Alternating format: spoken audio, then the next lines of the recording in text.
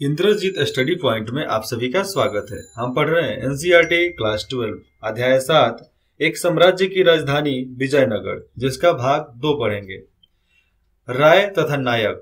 राय तथा नायक इसके बारे में जानेंगे और उसके आगे तो साम्राज्य में शक्ति का प्रयोग करने वालों में सेना प्रमुख होते थे। साम्राज्य में शक्ति प्रमुख कौन था?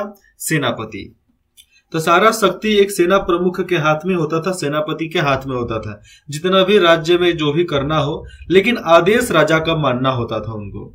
जो सामान्यतः देखा जाए तो किलों पर नियंत्रण रखते थे, हमेशा किले पर नियंत्रण रहेगा।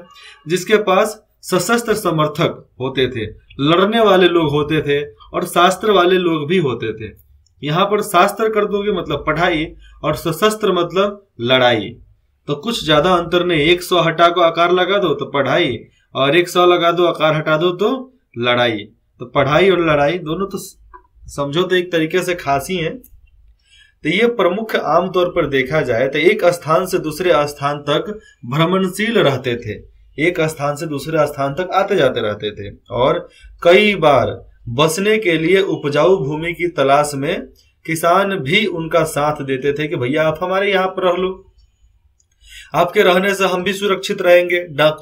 डकैत डाकू उन लोगों से बचे रहेंगे, लुटेरे लोग से बचे रहेंगे।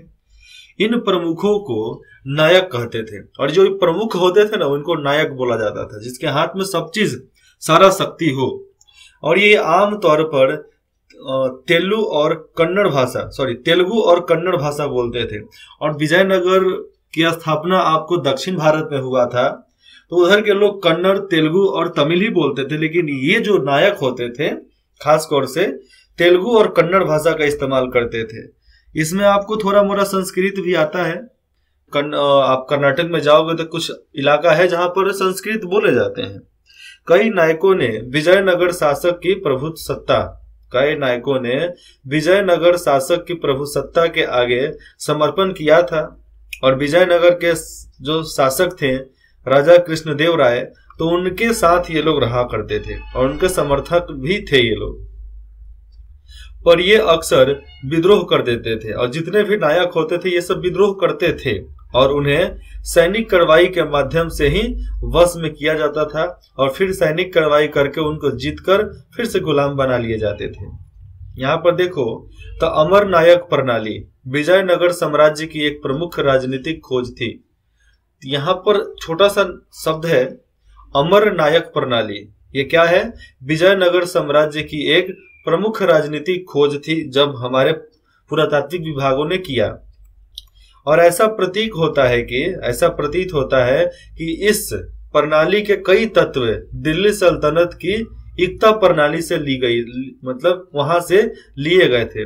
दिल्ली सल्तनत में एक एकता प्रणाली, जिसको आज एकता प्रणाली के नाम से जानते हैं, तो उससे लिया गया था, ऐसा कुछ पुरातात्विक विभाग के लोग बोलते हैं। अमर नायक सैनिक कमांडर थे और अमर नायक जो शब्द है जो यहाँ पर दिया जा रहा है वो नाम है। तो अमर उनका नाम था, नायक मतलब वो सेना प्रमुख मतलब सेना के कमांडर थे, जिन्हें राय द्वारा प्रशासन के लिए राज्य क्षेत्र दिए गए थे। राय द्वारा, जो कृष्णदेव राय थे उनके द्वारा मतलब उन राजा के द्वारा प्रशासन के लिए एक पूरा राज्य क्षेत्र दिया गया था, मतलब वहां का कमांडर बनाया गया था। जैसे में आज मुख्यमंत्री होते हैं वैसे ही उसको बनाया गया था। सूबेदार बोलिए आप, एक तरीके से सेनापति बोल सकते हैं, वजीर बोल सकते हैं, मंत्री। आगे देखिएगा तो वे किसानों, शिल्पकर्मियों तथा व्यापारियों से भू राजस्व तथा अन्य कर वसूल कर सकते हैं। उनका काम था कि कर को भी वसूलना, राजस्व आप वसूल सकते थे। और वे राजस्व का कुछ भाग व्यक्तिगत उपयोग तथा घोड़ों और हाथियों के निर्धारित दल के रखरखाव के लिए अपने पास रख लेते थे और बाकी सब राजा के पास भेज दिया जाता था। और ये दल जो था विजयनगर शासकों को एक प्रभावी सैनिक प्रगति और प्रभावी सैनिक शक्ति प्रदान करने में सहायता मिल जाता था उन लोगों को, क्योंकि वो घुड़सवारी दल जो था, हाथी दल जो था, इनके वजह से उनको सैनिक कार्रवाई करने के लिए आसानी हो जाती थी। कहीं दूर दूर जाना है तो बहुत ज्यादा आसानी से जल्दी लोग पहुंच जाता था लड़ने के लिए।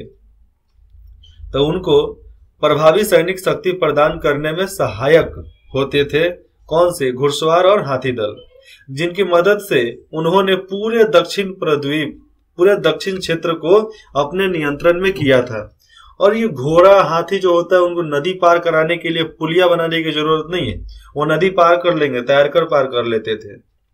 राजस्व का कुछ भाग जो है मंदिरों तथा सिंचाई के साधनों के रखरखाव के लिए खर्च किए जाते थे, क्योंकि यह भी जरूरी है, मंदिर बनवाना जरूरी था और सिंचाई खेती बाड़ी के लिए भी उसका इस्तेमाल होता था। तो पहले का देखो, पहले के जितने भी कर वसूला जाता था, पैसा लिया जाता था जनता से, तो उसका इस्तेमाल मंदिर बनवाना, मंदिर का रख रखाव, सिंचाई काम मतलब फार्मिंग के काम में लगा दो, इंफ्रास्ट्रक्चर में लगाते ही थे। तो अनेकों अलग अलग प्रकार से उसका खर्च करते थे और अपने आप को आगे बढ़ाते थे। यहाँ पर देखो, अमर नायक राजा को वर्ष में एक बार भेंट भेजा करते थे। जो अमर नायक थे वो राजा को साल में एक बार भेंट भेज दिया करते थे और अपनी स्वामी भक्ति प्रकट करने के लिए राजकीय दरबार में उपहारों के साथ स्वयं उपस्थित हुआ करते थे। वो भी आते थे जब उनका सामान आता था। राजा का स्वामी भक्ति करने के लिए, स्वामी भक्ति प्रकट करने के लिए वो भी जाते थे। और आज के क्षेत्र में देख लो, सब एक से एक चट्टोड़ है, एक से एक दल बदलू हो गए हैं। राजा कभी कभी उन्हें एक से दूसरे स्थान पर स्थानांतरित कर उन पर अपना नियंत्रण दर्शाता था। जो भी राजा थे, राजा कृष्णदेव राय, उनको उस जगह से हटाकर दूसरे जगह पर बैठाना, मतलब उनको प्रमोशन कर देना, मतलब उनको एक तरीके से उस पर नियंत्रण दर्शाना भी उनका दिखाया जाता था कि वो नियंत्रण के अंदर है, उन पर पूरे तरीके से हमारा कंट्रोल है, नियंत्रण है। पर 17वीं शताब्दी में इनमें से कई नायकों ने, 17वीं शताब्दी आते आते 16 से कुछ आते आते इनमें से कई नायकों ने अपने स्वतंत्र राज्य स्थापित कर लिए कि भैया ये मेरा राज्य है, तुम मरो, डूब मरो सारा। इस कारण देखेंगे तो केंद्रीय मतलब केंद्र का जो सत्ता होता है, केंद्र का जो शक्ति होता है, तो केंद्रीय राजकीय ढांचे का विघटन तेजी से होने लगा। जो केंद्र था, जहां पर राजधानी थी विजयनगर, वहां से पूरा राज्य चलता था। लेकिन जब सारे हाथ टूट जाएंगे, जितने भी नायक थे, सेनापति थे, सेना प्रमुख थे, वो बगावत कर देंगे, तो जो केंद्र की शक्ति रहेगी वो टूट जाएगी। और जब केंद्र की शक्ति कमजोर हो जाएगी तो कोई भी उस पर हमला बोल सकता है। तो ऐसा ही हुआ, बाकी सब हट गए और उन पर धावा बोल दिया गया और विजयनगर साम्राज्य को लूट लिया गया। यहाँ पर देखो, अमर शब्द का आविर्भाव मान्यता अनुसार यहाँ पर देखेंगे तो संस्कृत शब्द समर से हुआ है। समर मतलब संस्कृत शब्द का समर तो नहीं, लेकिन समर का मतलब होता है गर्मी। आप इंग्लिश में समर शब्द का इस्तेमाल गर्मी के मौसम को बताने के लिए किया जाता है, जिसका अर्थ होता है लड़ाई या युद्ध। लेकिन संस्कृत का जो समर शब्द होता है उसका मतलब होता है लड़ाई, युद्ध, लड़ाई हो या युद्ध। यह फारसी शब्द आमिर से भी मिलता जुलता है, जिसका अर्थ होता है ऊंचे पद का कुलीन व्यक्ति। आमिर मतलब ऊंचे पद का आमिर व्यक्ति। तो अमर, इसमें एक मी में लगा दो तो अमीर हो जाएगा। तो शब्द को अशब्द बनाना, शब्द को महान बनाना, शब्द को छंद बनाना, ये सब शब्दों के ऊपर ही निर्भर करता है, उसके उच्चारण के अनुसार निर्भर करता है। विजयनगर के राजाओं तथा उनके नायकों के बड़ी संख्या में अभिलेख मिले हैं, जिनमें मंदिरों को दिए जाने वाले दानों का उल्लेख उसमें दिया गया, जितना दान दिया जाता था उसका उल्लेख मिला है, तथा महत्वपूर्ण घटनाओं का विवरण भी मिला है। वहां से सब चीज मिलता था, क्योंकि जब उनके बड़ी संख्या में जब उनके नायकों के बारे में मालूम चलेगा तो नायक ने क्या क्या किसको दिया यह भी तो मालूम चलेगा ना। कई यात्रियों ने शहर की यात्रा की और इसके बारे में लिखा, और इसमें सबसे उल्लेखनीय वृत्तांत मिलेगा निकोलो दे कांति नामक इतावली व्यापारी का, जो अब्दुल राजाक नामक फारस के राजा का दूत और अफगानी निकेतन नामक रूस का एक व्यापारी। तो अलग अलग बारे में यहाँ पर दिया गया है, जिसे में आप समझो कि वृत्तांत मिलेगा निकोलो दो कांति नामक इतालवी व्यापारी के ग्रंथ में, उसकी किताब में, उसके डायरी में नहीं तो अब्दुल रज्जाक नामक फारस के राजा के दूत के द्वारा बताया गया है। अफगानी निकेतन ये नाम है, तो ये रूस का एक व्यापारी था, उसके वृतांत में मिलेगा, जिन सभी ने 15वीं शताब्दी में भारत की यात्रा की, भारत में विजयनगर शहर की यात्रा की थी। और दुआर्ते बरबोसा ये नाम है, दुआर्ते बरबोसा, डोमिंगो पेस तथा पुर्तगाल का फर्नावो मिनीज, जो सभी 16वीं शताब्दी में आए थे, उन सब के डायरी में, उनके वृत्तांत में ये सब लिखा गया है कि विजयनगर साम्राज्य जो था बहुत अच्छा था। विशाल फैला हुआ शहर, कौन शहर? अपना विजयनगर शहर। तो यह डोमिंगो पेस द्वारा लिखे गए एक विजयनगर शहर का वर्णन मिला है, और उसके बारे में देखिए एक उदाहरण भी दिया गया है।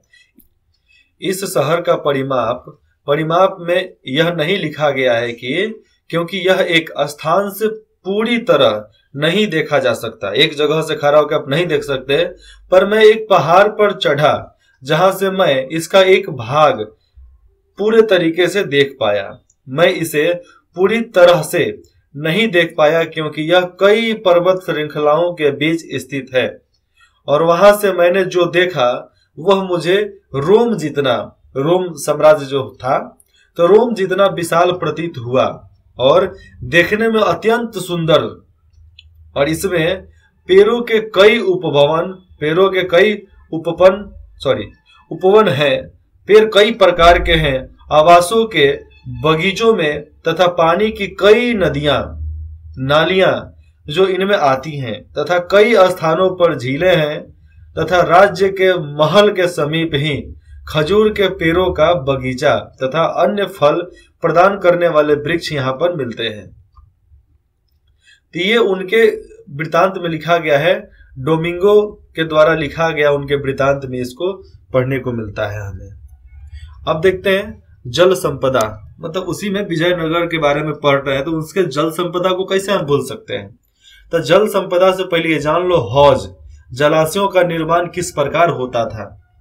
तो कृष्णदेव राय द्वारा बनवाए गए जलाशय के विषय में पेश यहाँ पर लिखा गया है। देखिए, राजा ने एक जलाशय बनवाया, दो पहाड़ियों के मुख विहर, मतलब दो पहाड़ियों के बीच में जो जगह होता है उसको शायद घिरवाए होंगे, तो मुख विहर पर जिसे दोनों में से किसी पहाड़ी ने अपने वाला सारा जल वहां इकट्ठा हो, मतलब दोनों पहाड़ी से जितना भी पानी आने वाला है वहीं पर इकट्ठा हो जाए, तब तो उसका इस्तेमाल होगा ना। इसके अलावा जल 9 मील लगभग 15 किलोमीटर भी अधिक के दूरी, यहाँ पर बताया जा रहा है 9 मील मतलब लगभग 15 किलोमीटर, तो 9 मील से भी अधिक की दूरी से पाइपों से आता था। कहां से? पाइपों के द्वारा आता था, जो बाहरी श्रृंखला के निचले हिस्से के साथ साथ बनाए जाते थे, चाहे बनाए गए थे। और यह जल जो है, यह जल एक झील से लाया जाता है जो छलकावा से खुद एक छोटी नदी में मिलती है। छलकावा से छोटी नदी में मिलकर वहां से पानी आ रहा है। और जलाशय में 3 विशाल स्तंभ बनाए गए हैं, स्तंभ मतलब पिलर, जिन पर खूबसूरती से चित्र उकेरे गए हैं, बनाए गए हैं। और ये ऊपरी भाग में कुछ पाइपों से जुड़े हुए हैं, जिनमें से अपने बगीचों तथा धान के खेतों की सिंचाई के लिए पानी लाते हैं। और इस जलाशय को बनाने के लिए इस राजा ने एक पूरी पहाड़ी को तुड़वा दिया, एक पूरा पहाड़ को ही तुड़वा दिए थे। कृष्णदेव राय पूरा पहाड़ को तुड़वाकर चारों तरफ से घेरवा दिया था कि भैया पानी इससे ज्यादा बाहर नहीं निकलना चाहिए। जलाशय में मैंने इतने लोगों को कार्य करते देखा कि वहां 15 से 20 हजार आदमी थे, चींटियों की तरह वहां पर आदमी थे। ये देखो, यही पाइपों के माध्यम से पानी आता था। राजकीय केंद्र की ओर जाती हुई एक कृत्रिम जल प्रणाली थी उस समय। ऐसे पिलर बनाकर पानी को एक जगह से दूसरे जगह पहुंचा दिए जाते थे और यहां से पाइप लगाकर इस्तेमाल किया जाता था। अब देखिए जल संपदा।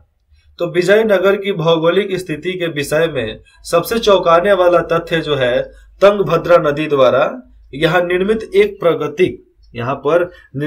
प्राकृतिक कुंड है। क्या है?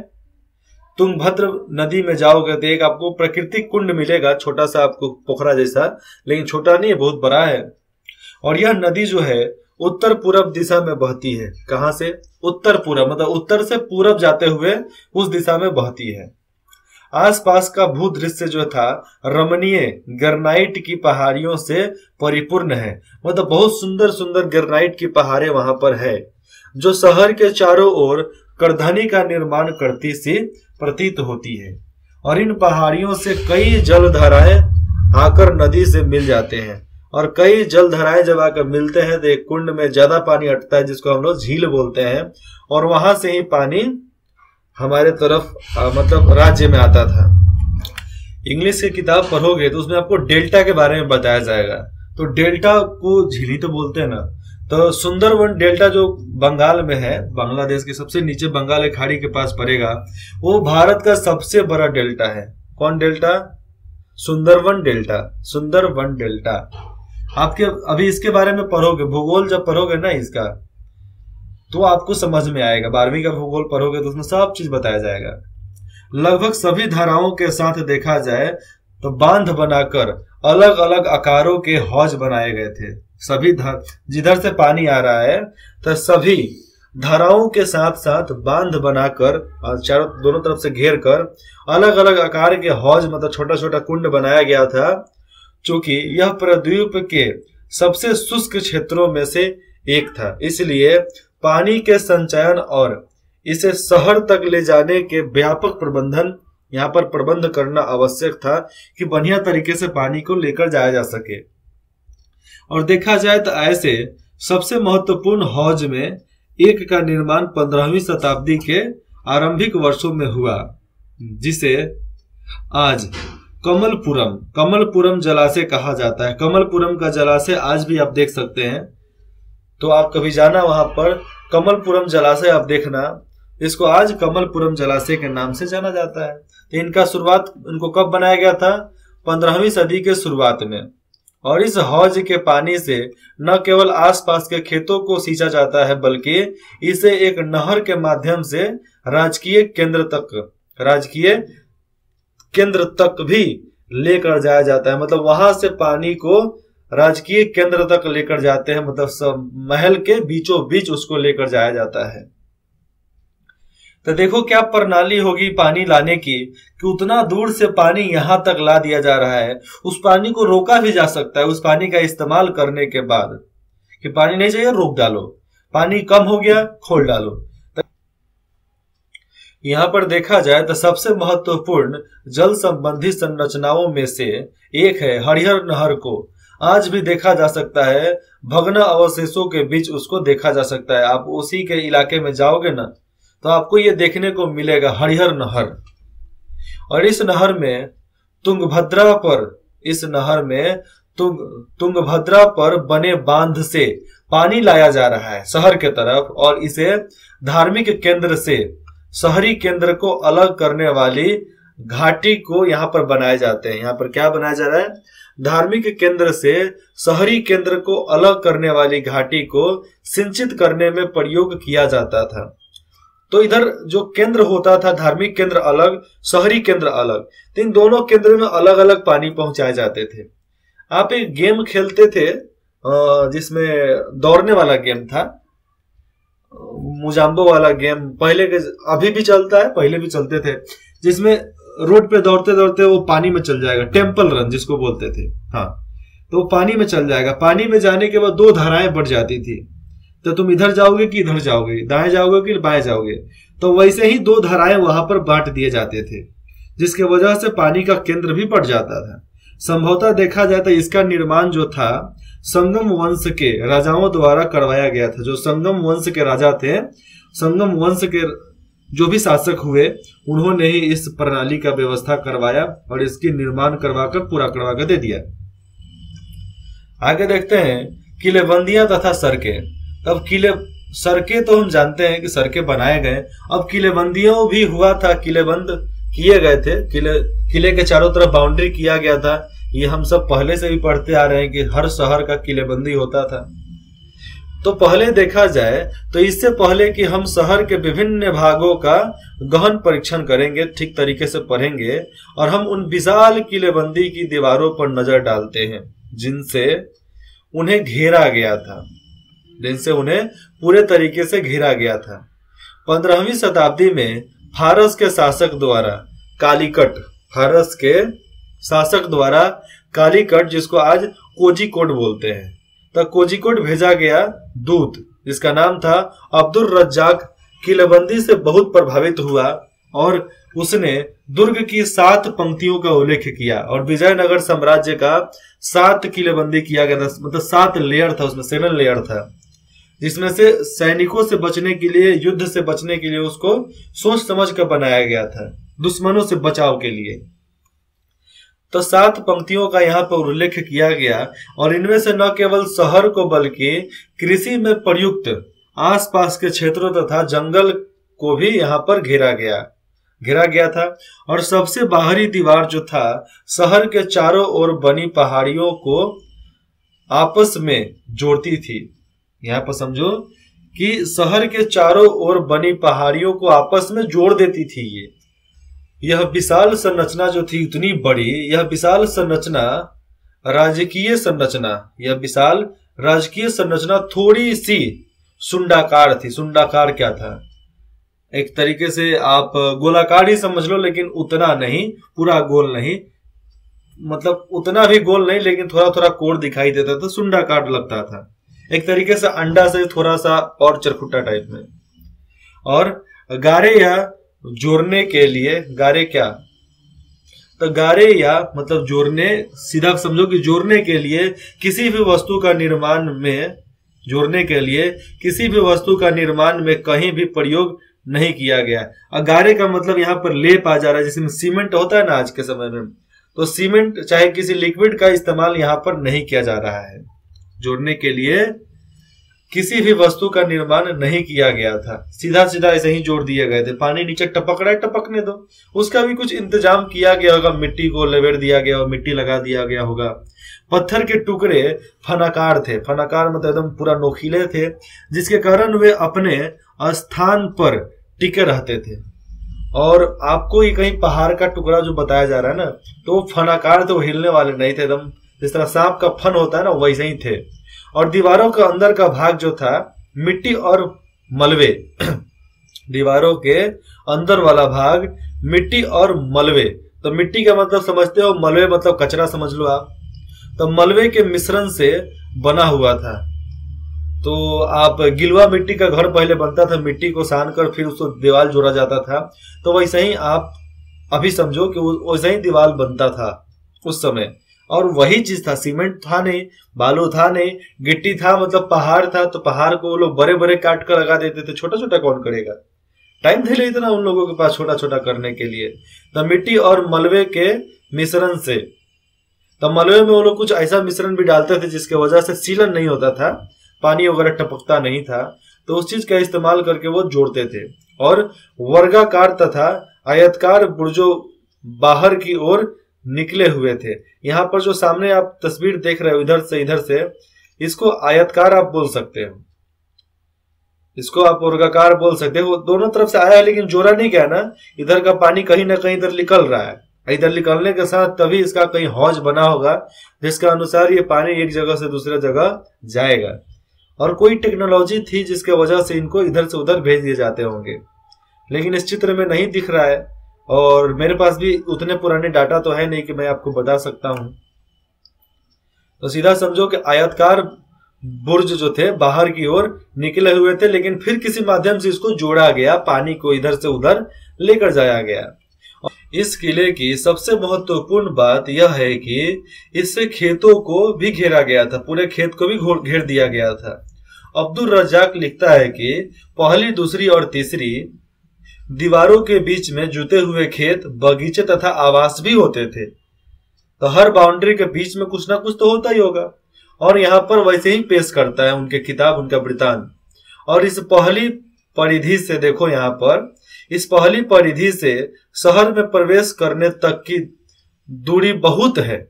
मतलब पहले दीवार से लेकर, पहला दीवार से लेकर लास्ट वाला दीवार के बीच में दूरी बहुत ज्यादा है। ऐसा नहीं कि तनी तनी दूरी पर बना दिया गया, ऐसा नहीं है, बहुत दूरी को भी यहाँ पर मेंटेन किया गया है। दूरी बहुत है, जिसमें खेत है जहां वे धान उगाते हैं, समझो कितना बड़ा बड़ा बाउंड्री बनाया गया होगा उस जमाने में। और कई उद्यान हैं, मतलब फैक्ट्रियां भी वहां पर लगाए गए हैं, और बहुत जल जो 2 झीलों में लाया जाता है, और पानी 2 झीलों में वहां पर लाया जाता है। और इन कथनों की आज के पुरातात्विक विभाग के जितने भी लोग होते हैं, तो पुरातात्विदों द्वारा पुष्टि की गई है कि भैया ये बात सही है कि 2 कुंड थे, 2 झील बनाए गए जिसमें पानी को लाया जाता था, जिन्होंने धार्मिक केंद्र तथा नगरीय केंद्र के बीच एक कृषि क्षेत्र के साक्ष्य खोज निकाले। मतलब नगर क्षेत्र और कौन से क्षेत्र की बात चल रही है,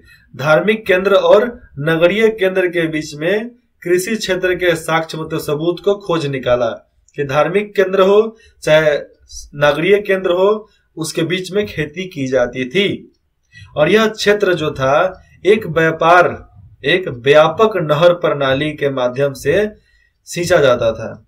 मतलब एक व्यवस्थित नहर प्रणाली थी जिसके वजह से ये खेती बाड़ी को बढ़िया से पानी दिया जाता था, अच्छे तरीके से सींचा जाता था, और जिसमें तुंगभद्र से जल लाया जाता था। और जो तुंगभद्र नदी जो था उसके वजह से ही यहाँ पर पानी आया करता था। तो नदी बहुत व्यापक रोल निभाती थी। नदी एक बहुत अच्छा था विजयनगर साम्राज्य के लिए कि पानी का कमी कभी नहीं हुआ। आगे देखते हैं तो ये सामने देखो किलेबंद दीवार में बना एक प्रवेश द्वार, और जो भी किला बनता था उसका जो दीवार बनेगा किलेबंदी वाला, तो दीवार का जो मेन पॉइंट होता था ना, तो मेन पॉइंट पर ऐसे ही दीवार को बनाए जाते थे, सेम टू सेम ऐसा दीवार बनाया जाता था। तो मजा आता होगा किसी को भैया। और इसके ऊपर लगा दो पत्थर, रस्सी से बांधो, नीचे सैनिक आ रहे हैं ऊपर से गिरा दो पटाख से, ना चटनी बन जाएगा इसमें उनका। आपके विचार में देखा जाए, ये क्वेश्चन है, सवाल है, आपके विचार में देखा जाए तो कृषि क्षेत्रों को किलेबंद भूभाग में क्यों समाहित किया गया था, क्यों किया जाता था? नहीं समझे? फिर से बताता हूं। आपके विचार में कृषि क्षेत्र को किलेबंदी के अंदर ही उसको क्यों लिए जाते थे? सीधा समझो आप तो।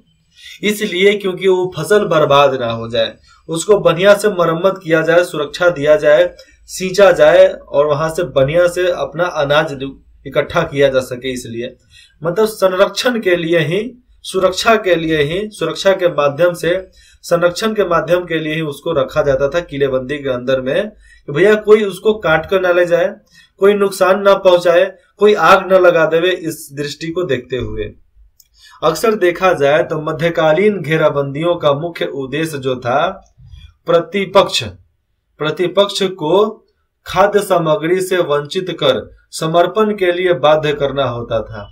बाहर के लोग जो होते थे ना, जो आक्रमणकारी होते थे, उस देश पर कब्जा करने के लिए उनके सारे फसल को बर्बाद कर देंगे कि भूख के मारे तो वो हमारे आगे समर्पण करेंगे।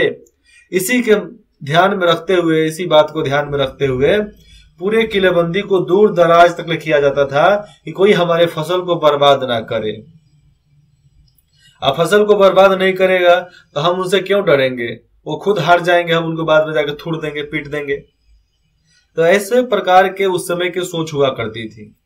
और ये घेराबंदी कई महीनों और यहां तक कि कई वर्षों तक चल सकती थी। और आमतौर पर देखा जाए तो शासक ऐसी परिस्थितियों से निपटने के लिए किलेबंद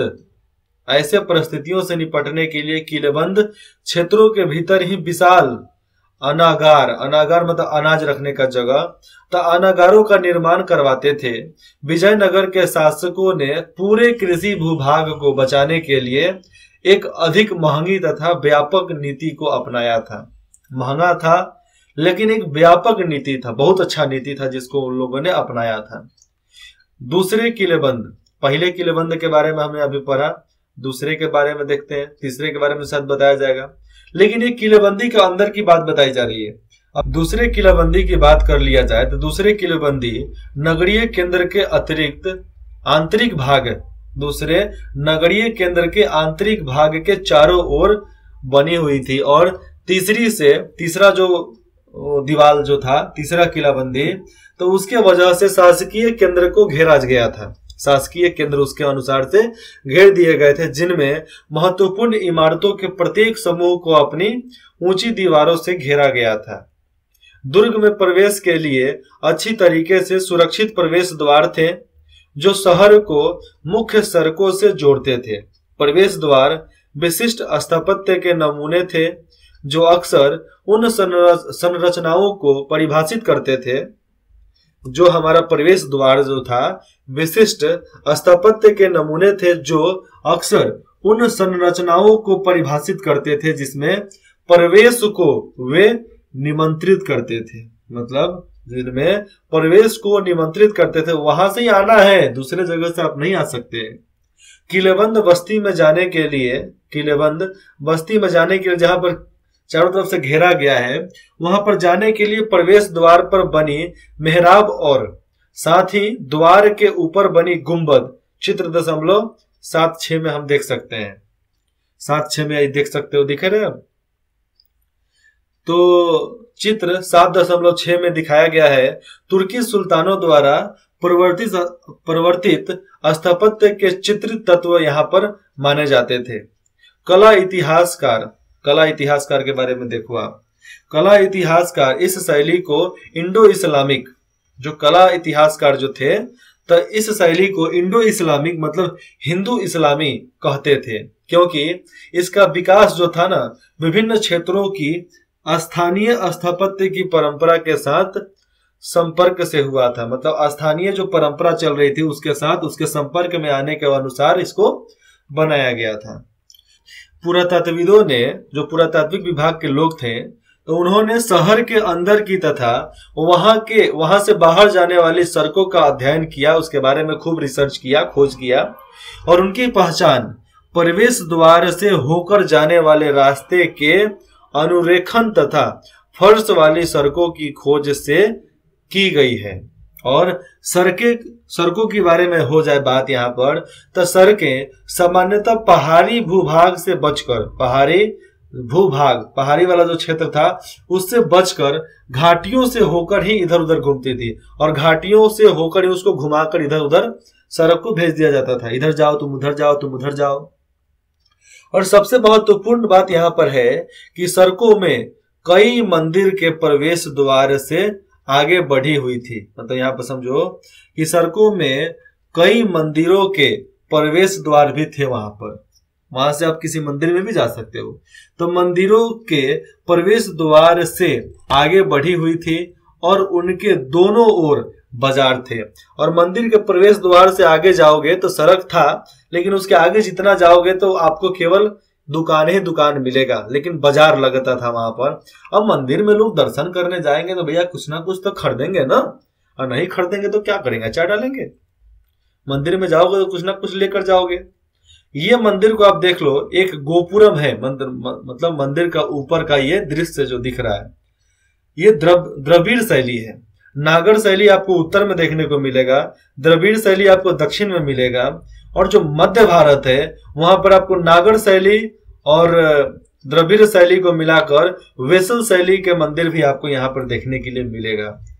आप 11 पढ़े हो, 10th का आप ऊपर का भाग जब मंदिर के बारे में पढ़ोगे, 12 में भी है, तो आपको नागर शैली, द्रविड़ शैली और वेसल शैली के बारे में मालूम चलेगा किस किस प्रकार के मंदिर क्यों किस कारणवश बनाए जाते थे। अब देखो यहाँ पर शहरी केंद्र, जिसको हम अगले भाग में ले चलते हैं, क्योंकि शहरी केंद्र उसके बाद से हमारे बहुत सारे टॉपिक हैं जो बढ़िया से क्लियरिफाई होनी चाहिए, समझ में आना चाहिए, और नहीं तो पढ़ने से कोई फायदा नहीं आता ना। आपको कुछ भी डाउट हो आप बेझिझक हमें बता सकते हैं, कमेंट कीजिए। आपको कुछ पूछना है, चाहे आपको कुछ सलाह देना है, तो आप हमारे पास कमेंट कीजिए। इंद्रजीत स्टडी पॉइंट की पूरी टीम आपके मैसेज, आपके कमेंट का इंतजार करेगी। इंद्रजीत स्टडी पॉइंट में जुड़ने के लिए आप सभी का धन्यवाद।